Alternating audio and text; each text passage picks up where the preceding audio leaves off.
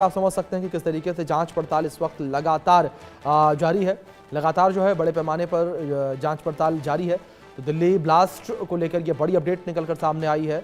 ये बड़ी जानकारी निकलकर सामने आ रही है। दिल्ली में जिस तरीके से ब्लास्ट हुआ, दिल्ली धमाके को लेकर ये बड़ी जानकारी है।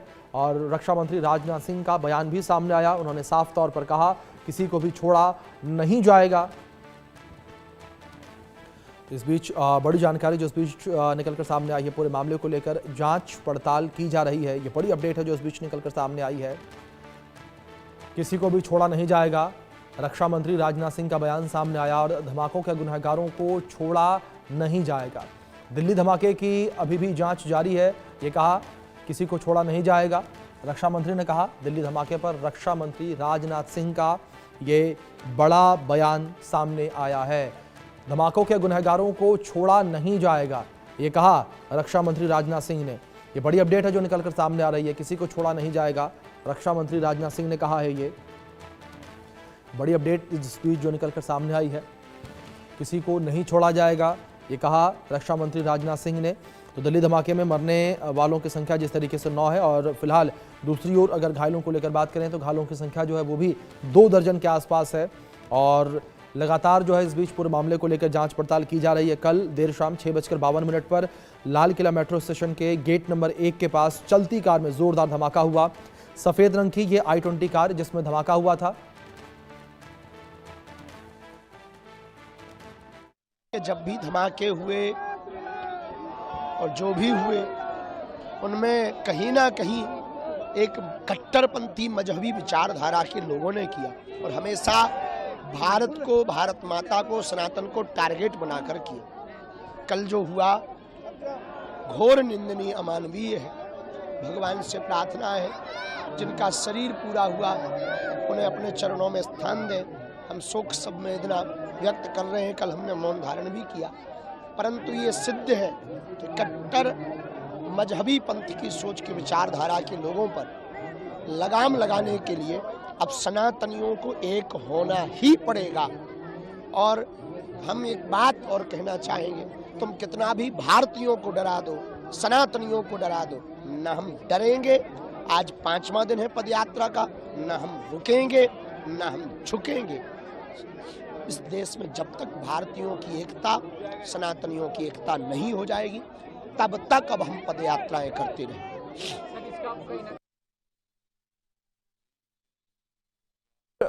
धीरेन्द्र शास्त्री का भी बयान सामने आया। उन्होंने भी कहा कि सनातन को एक होने की जरूरत है। उन्होंने कहा कि सनातन रुकेगा नहीं, झुकेगा नहीं। लेकिन इस बीच अगर इस धमाके को लेकर बात करें, इस हमले को लेकर बात करें, तो दिल्ली में जिस तरीके से कल 6:52 पर लाल किले मेट्रो स्टेशन के गेट नंबर 1 के पास चलती कार में जोरदार धमाका हुआ। सफेद रंग की i20 कार में धमाका हुआ, और इसका सीसीटीवी फुटेज जो है वो भी निकलकर सामने आया।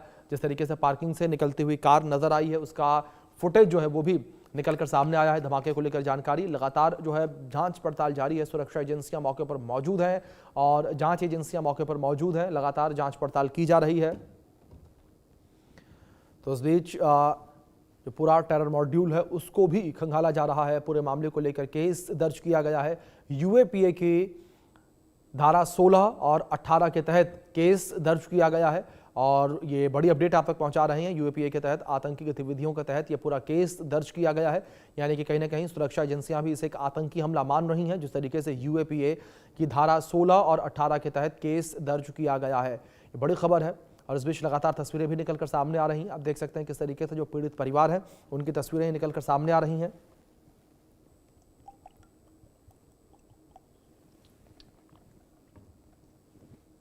तो हमारे साथ दिल्ली के पूर्व डीसीपी एलन राव जी जुड़े हैं। एलन राव जी, बहुत स्वागत सबसे पहले तो आपका इंडिया न्यूज़ पर। और राव साहब, सबसे पहले मैं आपसे यहाँ पर यही समझना चाहूँगा, इस पूरी घटना के अगर टाइमलाइन को देखें तो ये टाइमलाइन आपस में इंटरकनेक्टेड नजर आती हैं सर। जिस तरीके से फरीदाबाद से 2900 किलो विस्फोटक जो है वो बरामद हुआ, अमोनियम नाइट्राइड। इसके बाद दिल्ली में जब धमाका हुआ उसको लेकर भी यही कहा जा रहा है कि यहाँ पर भी ये धमाका जो है वो अमोनियम नाइट्राइड से ही किया गया। जी नमस्कार आप सभी को, आपके व्यूअर्स को नमस्कार। और वास्तव में ही ये जो कनेक्टेड लग रहा है ये केस, अपेरेंटली अभी ये है। कल शाम तक तो ये चल रहा था कि ये बम ब्लास्ट है या कोई सीएनजी सिलेंडर ब्लास्ट है, इसकी बातचीत नहीं हो पा रही थी, लेकिन धीरे धीरे इन्वेस्टिगेशन के बाद ये सब बातें क्लियर हो गई हैं। खुल गया है कि ये लग रहा है कि अभी ये बॉम्ब ब्लास्ट ही है, और बॉम्ब ब्लास्ट में कौन सा एक्सप्लोसिव इस्तेमाल हुआ है वो शायद अमोनियम नाइट्रेट के बारे में ही अभी तक की रिपोर्ट आई है। और अभी तक यही लग रहा है कि अमोनियम नाइट्रेट है। एफएसएल की जो टीम है उन्होंने अपने मौके पर आकर जांच की है। एनएसजी के लोग आए थे यहाँ पर, स्पेशल सेल के ऑफिसर्स का द्वारा इन्वेस्टिगेशन की जा रही है। और अगर ये अमोनियम नाइट्रेट है तो कहीं ना कहीं फरीदाबाद वाले केस से इसको देखा जा सकता है, क्योंकि वहां पर ह्यूज क्वांटिटी में कल सुबह जम्मू कश्मीर की पुलिस के साथ मिलकर हरियाणा में ये रिकवरी हुई थी, हरियाणा पुलिस के साथ मिलकर। और रिकवरी में 2 डॉक्टर्स इसमें पाए गए थे कि वो इस केस में इन्वॉल्व थे। खबर जम्मू एंड कश्मीर से आई थी। वही अगर अमोनियम नाइट्रेट वहाँ रिकवर हुआ, वैसा ही अमोनियम नाइट्रेट यहाँ पर इस ब्लास्ट में कनेक्ट हुआ है, तो ये काफ़ी पॉसिबिलिटी है कि उससे केस से कनेक्टेड है। दूसरा एक और इससे कनेक्ट करने वाली बात मैं समझता हूँ वो ये है कि ये गाड़ी जो हरियाणा नंबर की थी, फरीदाबाद टोल से बदरपुर बॉर्डर से देखा गया है कि वहाँ से ये दिन में ये पार हुई थी वहाँ से। जी जो I-20 कार है जिसमें ब्लास्ट हुआ है, तो अगर फरीदाबाद से आई तो वो भी इस बात को इंगित करता है कि वो कहीं ना कहीं वहाँ से ये केस कनेक्टेड है। तीसरा जो इम्पोर्टेंट बात ये है कि इसमें जो ऑनर जो बता रहे हैं उमर शेख, ये जो है कल देखा गया था वहाँ पर, ये आदमी JNK का रहने वाला है, पुलवामा का बताया जा रहा है।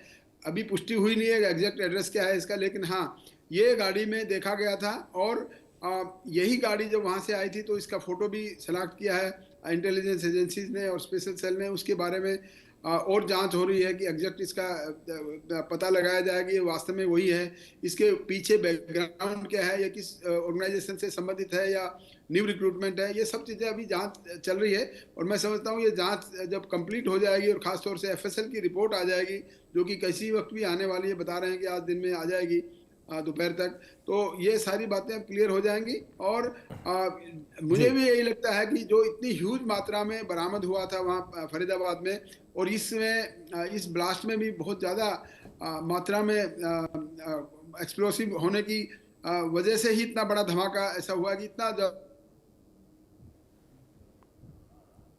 बात और इंजर्ड होने की बात जब सामने आई है, तो इससे ऐसा लग रहा है कि कहीं ना कहीं ये बहुत बड़ा साजिश का हिस्सा था। और ये साजिश डेफिनेटली जो की जा रही है वो सिंदूर ऑपरेशन के बाद तिलमिलाया हुआ पाकिस्तान वो अपने मंसूबों में के लिए ये खास तौर से जाना जाता है किस प्रकार से हमारे देश में अशांति फैलाने के पर्पज से हमारे लोगों का इस्तेमाल करता है। तो इसमें भी एक बड़ी सीरियस बात इसमें ये आ रही है कि ये जो डायरेक्शंस भले ही पाकिस्तान से चल रही हैं, लेकिन हमारे देश के लोग, चाहे वो जम्मू कश्मीर के हों चाहे वो कहीं और के हैं, जो कि इस काम में करने में उनकी मदद करते हैं, ये सबसे बड़ी सीरियस बात है। बाहर का जो दुश्मन है उसको तो हम देख लेंगे, लेकिन जो हमारे अंदर के जो दुश्मन अगर कोई बैठे हुए हैं जो उनकी बाहर के दुश्मनों की मदद करते हैं, ये सबसे बड़ा सीरियस मैं समझता हूँ इशू है। इसको टैकल करना चाहिए। हमारे इंटेलिजेंस एजेंसी इस काम में लगे हुए हैं और अभी पूरी इन्वेस्टिगेशन इसमें चल रही है और अभी थोड़ा बहुत